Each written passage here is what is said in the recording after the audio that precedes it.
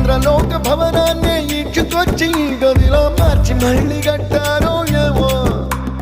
మాయజాలము తెలుసు మంత్రగారడి తెలుసు రెంటి కన్న ఇది ఇంకోటేమో నీలాకాశం నేలాకొస్తే ఇట్టాగే ఉంటాదో ఏమో ఈ సంతోషం దాచాలంటే హృదయాలు ఓ వంద కావాలేమో ఇంతందంగా ఉంటుందా ఈ లోకం ఇన్నాళ్ళు ఈ మనసుకి తెలియాలేదే పాపం